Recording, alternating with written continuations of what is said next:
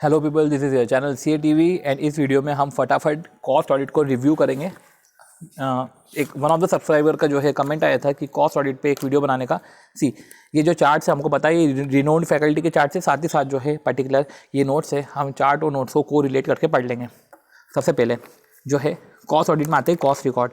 Cost record में हमको समझना पड़ेगा कि सेंट्रल गवर्नमेंट जैसे सेंट्रल गवर्नमेंट ऑर्डर करती है, ठीक है, कंपनीज को, जो कंपनी इंगेज है प्रोडक्शन ऑफ गुड्स में या सर्विसेज में, तो जो इंगेज है प्रोडक्शन ऑफ गुड्स या सर्विसेज में सेंट्रल गवर्नमेंट उनको ऑर्डर करती है, ठीक है, उनको डायरेक्शन देती है, ठीक है, उनको ऑर्डर करती है, उनको डायरेक्शन कर देती है that particulars relating to material, labour and other items of cost, ठीक है। तो particulars of preparation of material, labour और अदर आइटम ऑफ कॉस्ट आपको बुक्स ऑफ अकाउंट में इंक्लूड करना है।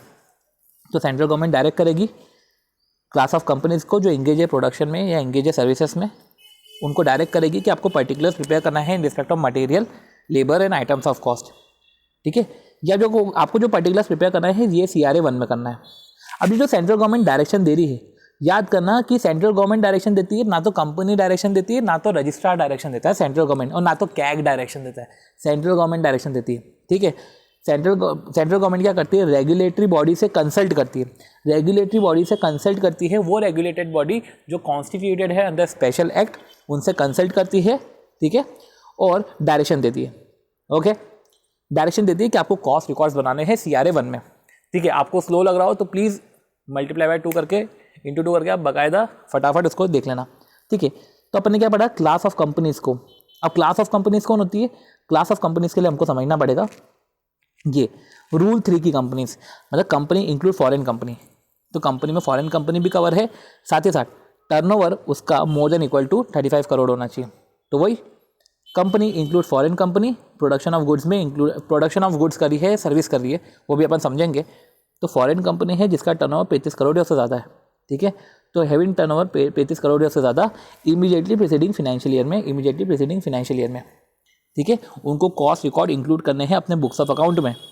अब जो कंपनी है वो रेगुलेटेड कंपनी भी हो सकती है और नॉन रेगुलेटेड भी हो सकती है। जब रेगुलेटेड की बात आती है तो अपन ये बोलते हैं ड्रग्स, फर्टिलाइजर, पेस्टिसाइड। तो ड्रग्स, फर्टिलाइजर और पेस्टिसाइड में पेस्ट, P से है पेट्रोलियम, E से है इलेक्ट्रिसिटी, S से है शुगर, T से टेलीकम्युनिकेशन। तो ड्रग्स, फर्टिलाइजर और पेस्टिसाइड, इसको पहले निमोनिक बनाया था set PDF, but set PDF भी आप कर सकते हो, sugar, electricity, telecommunication, petroleum, drugs और फर्टिलाइजर, या तो ड्रग्स, फर्टिलाइजर, पेस्टिसाइड, ये भी कर सकते हो, ठीक है। और नॉन रेगुलेटेड सेक्टर के लिए स्क्रिप है। स्क्रिप क्या है, स्टील, सीमेंट, रबर और आयरन, ठीक है, ये नॉन रेगुलेटेड सेक्टर है। कोई भी सेक्टर हो, 35 करोड़ या उससे ज़्यादा का टर्नओवर होगा इमीडिएटली प्रीसीडिंग फाइनेंशियल ईयर में, तो आपको कॉस्ट रिकॉर्ड बनाने हैं, आपको बुक्स ऑफ अकाउंट में कॉस्ट रिकॉर्ड को भी इंक्लूड करना है। चलो ठीक है, ये अपन ने पढ़ लिया। अब आती है कॉस्ट ऑडिट की बात, ठीक है, ये रूल 3 हमने पढ़ा। अब कॉस्ट ऑडिट की बात, ठीक है। तो कॉस्ट ऑडिट की रिक्वायरमेंट है, देखो रिक्वायरमेंट ये है कि सेंट्रल गवर्नमेंट डायरेक्ट ऑर्डर से डायरेक्ट कर सकती है कि जो ये कॉस्ट रिकॉर्ड आपने बनाए हैं, ठीक है, वो कंपनीज जो कवर्ड है 148(1) में, वो यही वाली कंपनीज की बात कर रहे हैं जिसका टर्नओवर, जिसका नेटवर्थ और टर्नओवर या टर्नओवर जो है एक प्रिस्क्राइब अमाउंट से ज़्यादा है, तो उनको अपना ऑडिट करवाना है, अपने रिकॉर्ड्स का ऑडिट करवाना है। तो रूल 4 बोलता है, अभी अपने रूल 3 में एलिजिबिलिटी क्राइटेरिया पढ़ा था कि कौन कौन से लोग जो है कॉस्ट रिकॉर्ड्स बनाएंगे। अब रूल 4 में क्या बोल के रखा है, कॉस्ट रिकॉर्ड को ऑडिट करवाना पड़ेगा अगर एनुअल टर्नओवर सारी प्रोडक्ट और सर्विसेज से, ऑल प्रोडक्ट और सर्विसेज से इमीडिएटली प्रीसीडिंग फाइनेंशियल ईयर में 50 करोड़ या उससे ज़्यादा है या 100 करोड़ या उससे ज़्यादा है। तो यही है कि अगर टर्नओवर 50 करोड़ या उससे ज़्यादा है from all product and service, ये कॉस्ट ऑडिट की लिमिट है। तो टर्नओवर 50 करोड़ या उससे ज़्यादा है, साथ ही साथ नॉन रेगुलेटेड सेक्टर में टर्नओवर 100 करोड़ या से ज़्यादा है। तो नॉन रेगुलेटेड सेक्टर में बाकायदा जो है 100 करोड़ या उससे ज़्यादा है, तो नॉन रेगुलेटेड सेक्टर को थोड़ा सा वेट करवाया, बोला क्या तुमको ऑडिट की लिमिट 100 करोड़ पर लगेगी। साथ ही साथ एक और कंडीशन ये है and aggregate turnover of individual product and service, ये इंडिविजुअल बोल के रखा है और ये ओवरऑल बोल के रखा है। तो इंडिविजुअल प्रोडक्ट एंड सर्विसेज का जो टर्नओवर है वो 25 करोड़ या उससे ज़्यादा है रेगुलेटेड में, नॉन रेगुलेटेड में 35 करोड़ या उससे ज़्यादा है, ठीक है। इधर 100 का आधा 50 मत कर देना, इधर 100 और 35 है, तो 50 और 25 है turnover of all product and services, ठीक है। ये ऑल प्रोडक्ट एंड सर्विसेज का टर्नओवर 50 करोड़ या उससे ज़्यादा, इंडिविजुअल प्रोडक्ट एंड सर्विसेज का 25 करोड़ या उससे ज़्यादा, नॉन रेगुलेटेड में 100 और 50 है, 100 और 35 है, ठीक है। साथ ही साथ अब ये कुछ कंपनीज है जो एक्सक्लूड है, कंपनी SEZ वाली कंपनी, या कंपनी जिसका रिवेन्यू एक्सपोर्ट से more than equal to 75% of total revenue. जो भी टोटल रिवेन्यू होता है, टोटल रिवेन्यू का 75% या उससे ज़्यादा एक्सपोर्ट से होता है, ठीक है। तो टोटल रिवेन्यू का 75% या उससे ज़्यादा एक्सपोर्ट से होता है। या इलेक्ट्रिसिटी कंपनी इंगेज है captive consumption, electricity company electricity generate कर रही होगी, पर वो इलेक्ट्रिसिटी का जनरेशन जो है कैप्टिव कंजम्पशन के लिए यूज़ कर रही है, तो उस पर एप्लीकेबल नहीं होता है, उनको कॉस्ट ऑडिट करने की ज़रूरत नहीं है। ये कॉस्ट रिकॉर्ड तो बनाने पड़ेंगे, ये कॉस्ट रिकॉर्ड से बाहर नहीं है, ये कॉस्ट ऑडिट से बाहर है, ठीक है। ये कंडीशन अगर सेटिस्फाई होती है तो चलो ठीक है, ये सब चीज़ें देख के रखिए। अब देखो कॉस्ट ऑडिटर की अगर हम अपॉइंटमेंट की बात करें तो अब जो कॉस्ट ऑडिट है, ऑडिट की बात करें तो cost audit in addition to 143 के साथ ये कॉस्ट ऑडिट होता है। ऑडिट कौन करेगा? ये कॉस्ट अकाउंटेंट इन प्रैक्टिस करेगा, 139 वाला नहीं करेगा। कॉस्ट अकाउंटेंट इन प्रैक्टिस करेगा, 139 वाला नहीं करेगा। अपॉइंट कौन करेगा? अपॉइंट भैया बोर्ड करेगा, बोर्ड अपॉइंट करेगा। फिनेंशियल ईयर के स्टार्ट होने के 180 दिन के अंदर बोर्ड अपॉइंट करेगा। बाकी बोर्ड अपॉइंट करेगा, फिर इंटीमेट करेगा सेंट्रल गवर्नमेंट को 30 दिन के अंदर। सबसे पहले कॉस्ट रिकॉर्ड बनाना है CRA 1 में।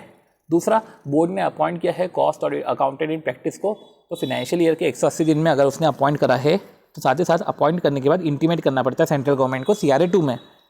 उसका रेम्यूनरेशन जो है मेंबर डिसाइड करते हैं, उसको कॉस्ट अकाउंटेंट के स्टैंडर्ड फॉलो करने हैं। और उसका टेन्योर क्या है? फिनेंशियल ईयर खत्म होने के 180 दिन, ठीक है। फिनेंशियल ईयर खत्म हो गया है, उसके 180 दिन, ठीक है, खत्म होने के बाद के 180 दिन। और अगर उसने पहले ही सबमिट कर दी कॉस्ट अकाउंटेंट की रिपोर्ट, कॉस्ट ऑडिट रिपोर्ट, तो ऐसे केस में पहले ही खत्म हो जाएगा उसका टेन्योर। फिर आती है कॉस्ट ऑडिटर को रिपोर्ट देनी पड़ती है बोर्ड को। कॉस्ट ऑडिटर को बोर्ड को रिपोर्ट देनी पड़ती है। अब भाई बोर्ड ही अपॉइंट करेगा तो रिपोर्ट बोर्ड को जाएगी। रिपोर्ट बोर्ड को जाएगी तो क्वालिफिकेशन, रिजर्वेशन, ऑब्जर्वेशन, स्टेटमेंट, ये जो भी है वो आप रिपोर्ट के साथ अटैच करके CRA 3 में दोगे। अब बोर्ड क्या करेगा? वो जो रिपोर्ट है उस रिपोर्ट पे जो भी क्वालिफिकेशन, रिजर्वेशन, ऑब्जर्वेशन, स्टेटमेंट है उस पर अपने इन्फॉर्मेशन और एक्सप्लेनेशन ऑन सच रिजर्वेशन और क्वालिफिकेशन सेंट्रल गवर्नमेंट को देगा 30 दिन में। साथ ही साथ अगर सेंट्रल गवर्नमेंट को और इन्फॉर्मेशन चाहिए ना तो सेंट्रल गवर्नमेंट CRA 4 में इन्फॉर्मेशन उससे कॉल कर सकती है। इसका डिफ़ॉल्ट है तो 147 का जो डिफ़ॉल्ट है वो इस पर भी एप्लीकेबल होता है। 147 का डिफ़ॉल्ट पे ये इस पर भी एप्लीकेबल होता है। अब 147 क्या है तो हमको देखना पड़ेगा। 147 ये है कि कंपनी 25,000 से 5 लाख तक की पेनल्टी, अगर आपने डिफ़ॉल्ट किया है 149 से 146 का जो भी डिफ़ॉल्ट करा है कंपनी, ठीक है, कॉन्स्टेंट ऑफ कॉन्ट्रावेंशन, ठीक है, तो कंपनी को 25,000 से 5 लाख, ऑफिसर को 10,000 से 1 लाख। ऑफिसर को थोड़ी कम पेनल्टी दे दी पर उनको इम्प्रिजनमेंट दे दिया ऑफ 1 ईयर। तो कंपनी को 25,000 से 5 लाख, ऑफिसर को 10,000 से 1 लाख। अब ऑडिटर को भी धरा गया इसमें, कंपनी को भी धरा, ऑफिसर को भी धरा, ऑडिटर को भी धरा। 25,000 से 5 लाख और 4 times of remuneration which ever is lower. तो मैक्सिमम क्या है? 25,000 से 5 लाख और 4 times of remuneration which ever is lower. अगर नोइंगली ऑडिटर ने फ्रॉड करा है तो 50,000 से 25 लाख और 8 टाइम्स ऑफ रेम्यूनरेशन, ठीक है, विच एवर इज लोअर। तो 5 लाख और 4 टाइम्स ऑफ रेम्यूनरेशन, 25 लाख या 8 टाइम्स ऑफ रेम्यूनरेशन, ठीक है। साथ ही साथ इम्प्रिजनमेंट हो जाएगा अप टू 1 ईयर। तो नोइंगली पे थोड़ी सी ज़्यादा गड़बड़ है। साथ ही साथ ऑडिटर को इधर तो धरा ही धरा है, ऑडिटर को इन एडिशन ऑडिटर को रिफंड अपना करना पड़ेगा रेम्यूनरेशन, और जो भी कंपनी शेयर होल्डर क्रेडिटर को डैमेजेस हुए हैं वो डैमेजेस को पे करना पड़ेगा, ठीक है। और इस पेमेंट को इंश्योर करने के लिए, ऑडिटर से वसूली करने के लिए सेंट्रल गवर्नमेंट अथॉरिटी को अपॉइंट करेगी, ठीक है। ये अपन ने पढ़ लिया। अगर फर्म लायबल होती है तो पार्टनर एंड फर्म जो भी है वो जॉइंटली और सेवरली रिस्पॉन्सिबल होते हैं। ये अपन ने पढ़ लिया। तो डिफ़ॉल्ट की अपन ने बात कर ली, जिसमें अपन ने पढ़ा 25,000 से 5 लाख, 10,000 से 1 लाख, ऑफिसर को कम लगी। फिर ऑडिटर को वापस से 25,000 वाली बात आ गई, 25,000 से 5 लाख, ठीक है, और 50,000 से 25 लाख।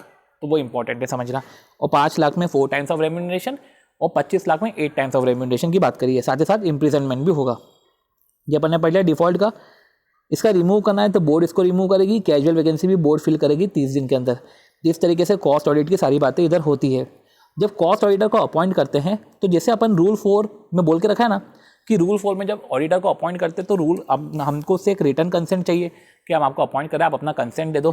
साथ ही साथ एक सर्टिफिकेट चाहिए, जिस सर्टिफिकेट के अंदर जो मैटर होते हैं वो रूल 4 में दे के रखे हैं। रूल 4 में क्या दे के रखा है? 4 चीज़ें दे के रखी है। Direct tax laws and practice. D का मतलब होता है कि वो डिस्क्वालीफाइड नहीं है, auditor is not disqualified. P से ऑडिटर का appointment as per the terms.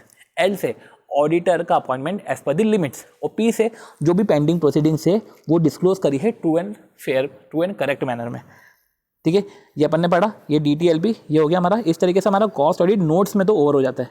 ठीक है, तो यही बात इधर भी करके रखी है, राइट। तो हम जैसे रिपोर्ट की बात करें तो सेंट्रल गवर्नमेंट ऑर्डर करता है, ठीक है, ऑर्डर करता है, डायरेक्ट करता है कि जो कॉस्ट रिकॉर्ड बना रहे हैं, ऑडिट ऑफ कॉस्ट रिकॉर्ड जो कंपनीज कवर्ड है 148(1) में, जिसका टर्नओवर एक लेवल से ज़्यादा है।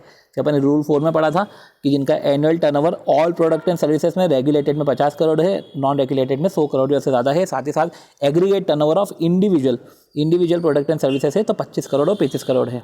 फिर अपन ये पढ़ा था कि कॉस्ट ऑडिट में कौन कवर नहीं है, requirement of cost audit not applicable to company, कौन कौन सी कंपनी कवर नहीं है, जिसमें अपन ने पढ़ा था कि 1 सेकेंड, हाँ, यही जो revenue from export in foreign exchange, जो रिवेन्यू फ्रॉम एक्सपोर्ट से जो रिवेन्यू होता है इन फॉरेन एक्सचेंज वो एक्सीड करता है 75% ऑफ इट्स टोटल रिवेन्यू। तो टोटल रिवेन्यू का 75% या उससे ज़्यादा एक्सपोर्ट से आता है हमें। कंपनी ऐसी साइड में है या कंपनी जनरेशन ऑफ इलेक्ट्रिसिटी में इंगेज है फॉर कैप्टिव कंजम्पशन, ये अपन ने पढ़ा। साथ ही साथ अपन ने ये पढ़ने के बाद इसका अपन ने CRA 1 में, ठीक है, every company under this rule उसको record maintain cost record CRA 1 में अपन ने पढ़ा था। साथ ही साथ हमने कॉस्ट ऑडिटर की बात करी, तो cost audit shall be conducted, वही कॉस्ट अकाउंटेंट करेगा, यही अपन ने सारी बात करी कि कॉस्ट अकाउंटेंट इन प्रैक्टिस करेगा, अपॉइंट करेगा बोर्ड ऑफ डायरेक्टर, 139 वाला ऑडिटर नहीं होगा, ठीक है, और 139 वाला ऑडिटर कॉस्ट ऑडिटर नहीं बनेगा। फिर अपन ने ये पढ़ा था रूल 6 में कि अपॉइंटमेंट होगा 180 डेज ऑफ द कमेंसमेंट, यही अपन ने पढ़ा था कि फाइनेंशियल ईयर कमेंसमेंट होने के 180 दिन में बिफोर अपॉइंटमेंट रिटर्न कंसेंट आपको लेना पड़ेगा, ठीक है, और कंपनी को इन्फॉर्म करना पड़ेगा कॉस्ट ऑडिटर को उसका अपॉइंटमेंट के रिस्पेक्ट में। कंपनी नोटिस फाइल करेगी CRA 2 में 30 डेज़ के अंदर, ठीक है, विच एवर इज अर्लियर, ठीक है। तो 30 डेज ऑफ बोर्ड मीटिंग में अपॉइंट करा है, या तो within 180 days of commencement of financial year commence हुआ, ठीक है, तो कमेंस होने के फाइनेंशियल ईयर कमेंस हुआ within 180 days of commencement. ये बोल के रखा ना फाइनेंशियल ईयर के 180 दिन के अंदर आपको अपॉइंट करना है, तो अपॉइंट के साथ साथ अपना वही है कि अपॉइंट तो करना ही करना है, साथ ही साथ इंटीमेट भी करना है, ठीक है। तो board meeting within 30 days of board meeting होने के 30 दिन के अंदर, और within 180 days of commencement of financial year whichever is earlier. Auditor cost auditor appoint as such shall continue, वो कंटिन्यू रहेगा, वो अपन ने बात करी थी, कंटिन्यू रहेगा till the expiry of 180 days from the closure of financial year close हुआ उसके 180 दिन till expiry of the closure of financial year, और टिल सबमिशन, ठीक है, अगर उसके पहले सबमिट करता है तो ठीक है तब तक। और cost statement shall be approved by board of director, ये चीज़ें नहीं लिखी थी कि cost statement approve by the board of director before being signed by any director on behalf of board. तो कॉस्ट स्टेटमेंट जो है, जो कॉस्ट स्टेटमेंट है जिस पे ऑडिट होगा, तो cost statement shall be approved by board of director before being signed by any director, sign करने से पहले इसको अप्रूव कर लो, तो before being signed by any director on behalf of board for submission to cost auditor, cost auditor के को submit करने से पहले जो है अप्रूव्ड हो जाना चाहिए बोर्ड ऑफ डायरेक्टर द्वारा।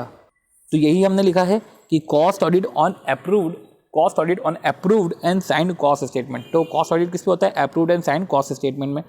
फिर अपन ने ये पढ़ा, फिर 140 कॉस्ट ऑडिट रिपोर्ट की बात करी कि कॉस्ट ऑडिट रिपोर्ट, ये अपन ने सिस्टमैटिक इसको पढ़ा था कि कॉस्ट ऑडिट रिपोर्ट जो है कॉस्ट ऑडिटर सबमिट करेगा रिपोर्ट बोर्ड ऑफ डायरेक्टर को, ये रिपोर्ट सबमिट करी बोर्ड ऑफ डायरेक्टर को, कंपनी शैल 30 दिन में from the date of receipt, ठीक है, वो रिपोर्ट कर देगी सेंट्रल गवर्नमेंट को अलॉन्ग विथ फुल इन्फॉर्मेशन और एक्सप्लेनेशन।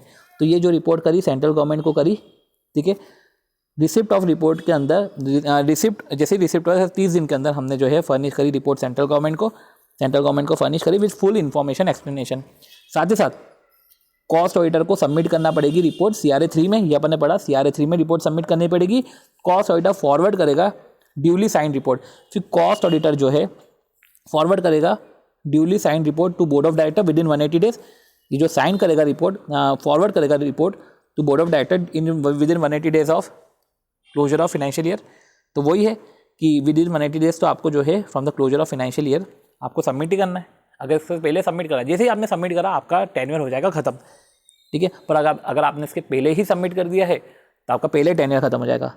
फिर रिपोर्ट जो है along with information explanation shall be furnish to central government. ये जो रिपोर्ट है along with information application central government को सबमिट होगी XBRL फॉर्मेट में। ये XBRL इधर लिखा हुआ नहीं था क्योंकि इतना रेलेवेंट नहीं लगा। सो इस तरीके से हमने कॉस्ट ऑडिट को ओवर किया है। होप सो आपको समझ में आ गया होगा। इस तरीके से हमने ट्वाइस टाइम्स इसको रिवाइज कर लिया है। Okay, thank you.